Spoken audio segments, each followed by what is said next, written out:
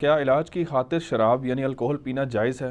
مثلا ہومیوپیتھک ادویات ہے، اس میں استعمال ہوتا ہے کثرت کے ساتھ الکوہل۔ ہومیوپیتھک میں آپ الکوہل نہیں پی رہے ہوتے ہیں، یہ دو بالکل الگ چیزیں ہیں۔ دیکھیں صحیح مسلم میں حدیث ہے کہ نبی علیہ السلام سے پوچھا گیا علاج کے لیے شراب پینا، تو آپ نے فرمایا شراب تو بیماری ہے، علاج کے لیے بھی آپ نشہ آور چیز تو نہیں لے سکتے، وہ حرام ہے۔ ہومیوپیتھک ادویات میں آپ شراب یا الکوہل نہیں پی رہے ہوتے ہیں، بلکہ الکوہل ایز اے پریزرویٹو استعمال ہوتا ہے، مقصد اس کو پینا نہیں ہوتا، اور وہ انتہائی ڈائلیوٹڈ ہوتا ہے، اس کو پینا کسی کا مقصد نہیں ہوتا۔ ابھی تک یعنی سائنس نے الکوہل کے علاوہ کوئی ایسی چیز دریافت نہیں کی ہے کہ جس میں آپ دوائی کو پریزرو کر سکیں۔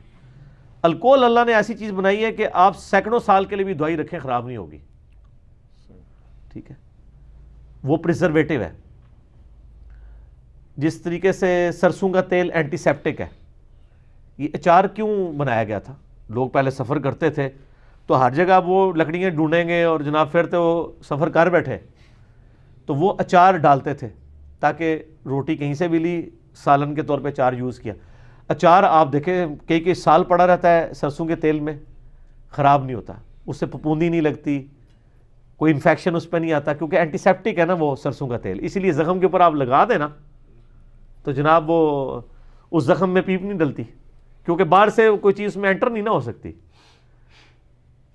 تو الکوہل کا بھی یہی مسئلہ ہے۔ الکوہل جو ہے نا یہ یعنی جو ہومیوپیتھک ادویات ہیں نا، یہ ان میں الکوہل یوز ہوتا ہے۔ اس میں جو ایک وہ جو گولیوں والا مسئلہ ہے نا، اس میں تو سمپل ہے کہ گولی کے اوپر وہ ڈراپ ڈالتے ہیں، گولی گیلی ہوتی ہے، تھوڑی دیر بعد گولی خشک ہو جاتی ہے کیونکہ وہ ایویپوریٹ کر جاتی ہے الکوہل، اور وہ دوائی جو ہے نا وہ اس گولی کے اوپر ڈپازٹ ہو جاتی ہے، پھر تو آپ اس کو استعمال کر لیں اگر آپ کو وہ والا معاملہ ہے۔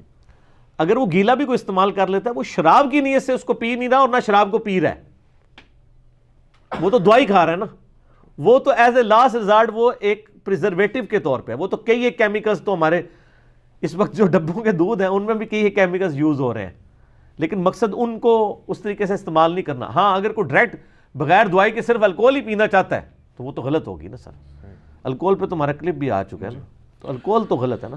ہومیوپیتھک ادویات کے اوپر تمام علماء کا یعنی اتفاق ہے، میرا اس کے اوپر پہلے بھی کلپ ریکارڈڈ ہے۔ اب اسی میں وہی چیز بھی آ گئی، آپ کا پرفیوم کا استعمال، اس میں تو آپ کھا پی رہے ہی نہیں ہے نا۔ الکوہل کھانا یا پینا جو ہے حرام ہے، الکوہل خود ناپاک نہیں ہے۔ الکوہل سے تو بعض کا یہ یعنی زخموں کی صفائی کے لیے اسپرٹ یا الکوہل یوز ہو جاتی ہے نا، تو وہ جسم پہ لگ جائے تو جسم ناپاک نہیں ہوگا۔ خون بھی پاک ہے، خون پینا حرام ہے۔ کئی خون تو ہم کھا بھی رہے ہوتے ہیں نا، جو گوشت کے اندر خون ہوتا ہے مرغی کا، اندر تک تو خون نہیں نا ختم ہوتا، وہ تو اندر رہتا ہے۔ تو وہ یعنی پرفیوم میں تو یہ مسئلہ بالکل ہی ڈیفرنٹ ہے، اس میں تو آپ جسم پہ لگا رہے ہیں۔ شراب ناپاک نہیں ہے، پینے کے لیے نڈس ہے، حرام ہے۔ وہ نڈس وہ والا نڈس نہیں ہے جس طرح پیشاب نڈس ہوتا ہے، ٹھیک ہے، وہ یعنی پینے کے پوائنٹ آف ویو سے نڈس ہے۔ جیسا کہ خون ہے، صرف امام حنیفہ کا موقف ہے نا خون کے بارے میں، باقی تمام اہل سنت کے ائمہ کا موقف ہے خون پاک ہے۔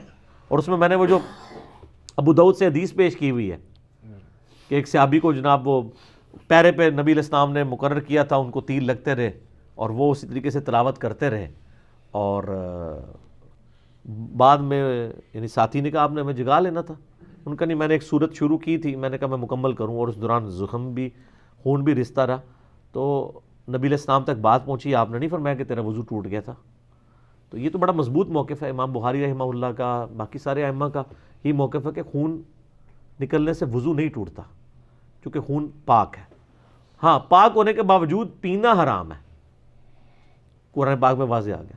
کئی پاک چیزیں جو ہم کراہت کرتے ہیں، تھوک پاک ہے، لیکن یہ تو نہیں کہ وہ تھوک کرے اور پھر چاٹے اس کو، ایک کراہت محسوس کی جاتی ہے نا۔ یہ تو نہیں اب تھوک کپڑوں کو لگ گئی تو کپڑے ناپاک ہو گئے، ٹھیک ہے، تو وہ ناپاک نہیں ہے۔ ناپاک جو چیزیں جیسے پیشاب ہے، منی ہے، مزی ہے، یہ ساری ناپاک ہے، ان کو تو آپ نے دھونا ہے۔ اچھا علی بھائی، اس میں ضمناً دو چیزیں ہیں جی جو بتائیں۔ ایک تو یہ ہے کہ آپ نے جو شراب والا کلپ جو اس کلیریفیکیشن آپ نے دی تھی، اس میں ایک چیز کلیئر کر دیں کہ اس میں آپ نے ایک حدیث ذکر کی تھی جس میں 10 بندوں پر جی لعنت، ٹھیک ہے، اس میں تھا ایک بیچنے والا بھی۔ تو اب الکوہل جو بیچ رہے ہیں، یعنی کہ الکوہل اس صورت میں بیچ رہے ہیں، چاہے وہ ادویات کی شکل نہیں، پھر دونوں ڈیفرنٹ ہوں گی نا سر، اس پہ وہ چیز نہیں ظاہر نہیں لگے گی نا۔ اگر کوئی گدھا اس لیے بیچ رہا ہے کہ آپ کو مارکیٹ میں گدھا کھلایا جائے گوشت کی شکل میں، ٹھیک، تو پھر تو ظاہر ہے گدھے کو آپ حرام ہی کہیں گے اس کے بیچنے کو. لیکن اگر گدھا جو ہے وہ اور طرح، جس طرح آج وہ میں اس دن سن رہا تھا تقریباً لاہور میں گدھوں کی تعداد بڑھنی شروع ہو گئی ہے. اچھا وہ کہہ رہے ہیں لوگ پال رہے ہیں، ہو سکتا ہے یہ پابندی جو لگی ہے گدھے کے گوشت پہ اس کی وجہ سے بڑھنی شروع ہو گئی ہو کہ اب کٹ نہ رہے ہوں اتنے. صحیح. تو ایک اور وجہ بھی ہو سکتی ہے. تو اب یہ ڈپینڈ کر رہا ہے. بلکہ میں آپ کو بتاؤں یہ جو لوگ ہیروئن کی اور اس طرح کی اسمگلنگ کرتے ہیں نا وہ اسی کا سہارا لیتے ہیں. وہ کہتے ہیں جی دیکھیں گدھا کھانا حرام ہے لیکن گدھے کی خرید و فروخت تو حرام نہیں ہے نا. تو ہم ہیروئن استعمال نہیں کرتے، صرف خرید و فروخت کرتے ہیں. وہ تو جو کھا رہا ہے وہ گناہ گار ہے. وہ معاملہ ڈفرینٹ ہے، وہ نشہ آور چیزوں کے لیے معاملہ ہے. تو یہاں کے لیے آپ وہ جو اگر الکوہلک صرف الکوہل بیچ رہا ہے وہ تو حرام ہے. اگر یہ یعنی ایز اے پریزرویٹو یہ چیزیں یوز ہو رہی ہیں تو وہ تو معاملہ بالکل ڈفرینٹ ہے. وہ اس حکم میں لائی نہیں کرے گا. دین کی یعنی تھیم کو بھی سمجھنا چاہیے کہ کس چیز کو کس وجہ سے منع کیا گیا. ٹھیک ہے.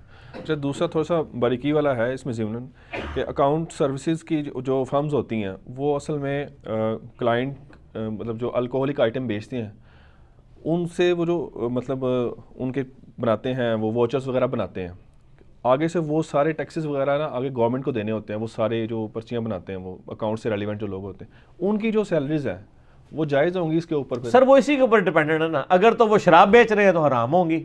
اچھا. اگر ادویات والا معاملہ ہے تو حلال ہوگی. ٹھیک. کیونکہ وہ فی نفسی وہ چیز نہیں ہے نا سر. لیکن یہ ڈائریکٹ انوالو نہیں ہے اس میں، یہ ایز اے تھرڈ پارٹی آپ کہہ لیں.